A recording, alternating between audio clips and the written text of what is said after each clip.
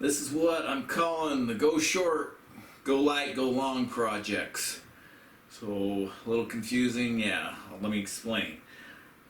Well, I set out to build what I consider the ultimate hunting rifle for most situations, from zero to I wanted it to still be a legitimate 1,000-yard big game gun. Meaning, does it have the accuracy and the energy of 1,000 when it gets there? Now, I was a little bit concerned about that because of how compact these are. They're only 20-inch barrels. Built two rifles. This is a 7 short action ultra mag. We're shooting 180 grain ELDMs out of this one, and then we built another one. It's a 6.5 PRC, shooting 147 grain ELDMs out of them. They're pretty much identical rifles in every other aspect except for coloring and the scope. So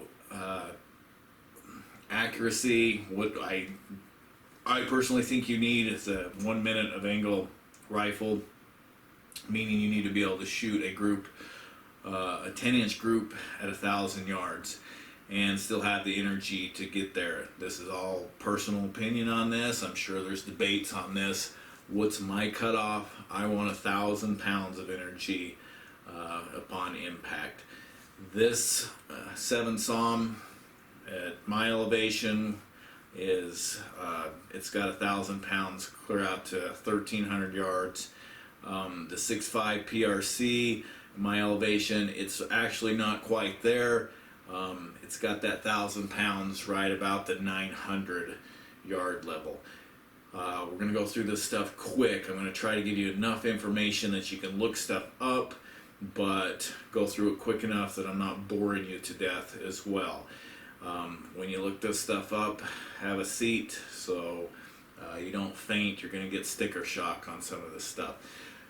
Start at the end. This is a Christensen Arms titanium brake. It's got the side ports, so it's not blowing stuff up in your face when you're shooting prone. It works great. It's also got the ports down the top, which help with keeping the rifle level when it recoils. Moving on to the barrels. These are carbon 6 carbon fiber barrels. It's kind of a newer company in the carbon fiber world. I didn't see any bad reviews on them, so I thought I'd take the chance. Now, one reason I did is because of the customized ability from them. So I got both of these barrels pre-chambered from them. I got the 20-inch length that I wanted. You can do whatever length you want on there. I got the twist rate that I wanted. So shooting heavier bullets, I want a higher twist rate. I've got a 1 1/8 twist in both of these. They threaded the end for the muzzle brake that I wanted. They threaded for the Remington style action. So they've also got different patterns in the carbon fiber. Both of them are, I got 2 different patterns. Both of them are beautiful patterns. They came out really good. I'm pleased with them. They claimed half-minute angle accuracy. I've got, you'll see, we'll do two parts video. In the next video we'll do the shooting portion, but you'll see that I've got well below that. It took a while to get there, I'll tell you that, but I am very pleased with the outcome that I did finally get. It was work getting there, but we got there. Moving on to the actions, another part that I heard a lot of good stuff about. I actually went down to the factory and picked these ones up. They were nice enough to show me around. Pretty awesome place. They've got some pretty high-tech machines, and they're pretty awesome. These are the Lone Peak Fusion Titanium. So they are titanium. They're a ½ pound lighter than your comparable steel action. The Fusion part comes that they've got a rail that is machined right into the action itself. It's a 20 MOA rail. Awesome. Nothing coming loose on that. The recoil lug is also machined right in the action itself. They are Remington clones. so your triggers and that sort of stuff will fit. Beautiful actions. These are got they're machined with faceted surfaces. I think they're very nice looking actions. They're smooth. They work great. No complaints about them at all.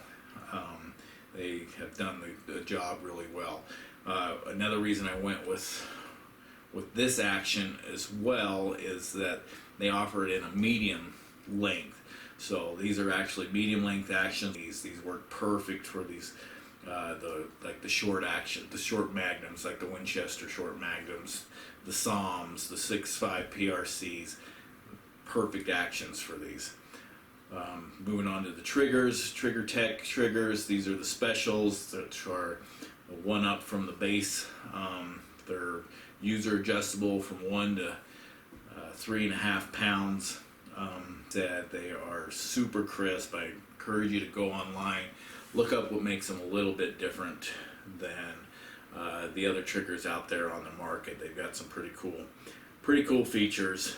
They are awesome. The stocks. These are Manners Elite Hunter Series stocks. They are carbon fiber stocks as well.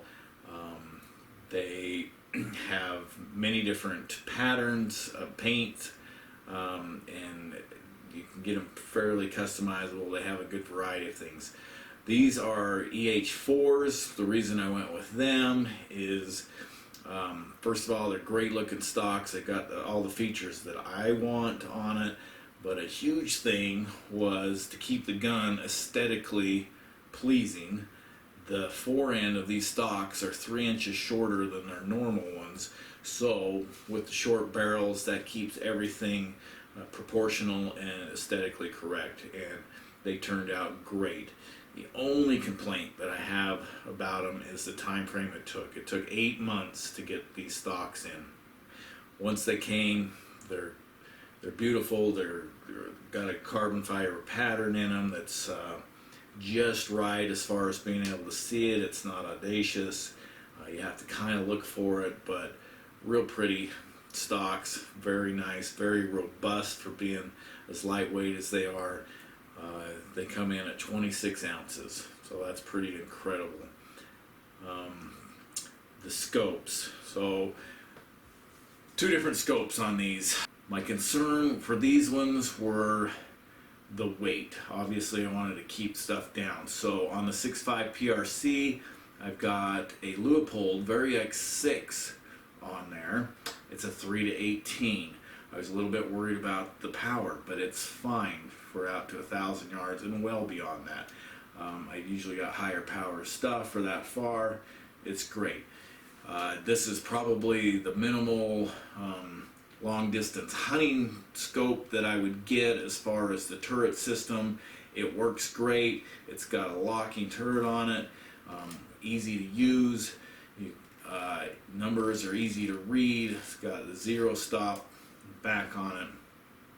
Works great out to 1,000 yards and even a little bit beyond. Want a little bit more of a tactical style for my personal gun, which this one is. I built this for me. This is a Leupold Mark V. It is a little more on the tactical side of things. It is also a 3 to 18. The knobs are bigger. It's got the same features though as far as the locking thing. You can hear the difference in the clicks. They're much more positive. Some great features is you're not getting lost in your revolutions. Once you go around the first time, this knob sucks in to show you you're on your second revolution. When you go around to the third revolution, you've got another indicator on top that pops up, so you know you're on your third revolution, and the knob even sucks in further. So you're not getting lost in your revolutions. The markings are very easy to read. Nice, crisp, clear. Another awesome feature about that, you've got 12 minutes to the right, 12 minutes to the left, but it won't go around. It won't do a full revolution. 12 minutes is plenty. The reticle in this is awesome. It's got a floating dot reticle, which I love. It's got hash marks every MOA, so you can easily correct your shots. The reticles are perfect size. They're big enough to be easy to read, yet small enough not to take up your whole target. Weight wise, this comes in much lighter than similar style scopes out there. It is only a foot long as well, so both the glass is crystal clear on both of them. I have no complaints on the glass. Now, these are $2,000 scopes. You would think that they would be that way, and they better be that way, right? But I haven't been the biggest Leupold fan in the past, so this is actually probably my new favorite scope that I've ever had, as far as just all around. So this is how I usually carry my Everly stock pack with the sleeve in it. You can see with these nice short guns, it doesn't even go above my head. It's well below my head on that packing. So that is what these things are all about. Alright, so now compare that with my Christensen 28 Nosler with a 26-inch barrel. Thing sticks well above my head, and it gets caught in the brush and stuff. Every time I try to duck something, I have to duck extra, try to crawl under things. So that is a good comparison. How much do they weigh? Well, the 6.5 as is that you saw, I mean, it's ready to hunt, just like this package with no bipod on it. It's got the internal level in the scope, so that saves a little bit too. But this is right at 8.5 pounds, ready to go.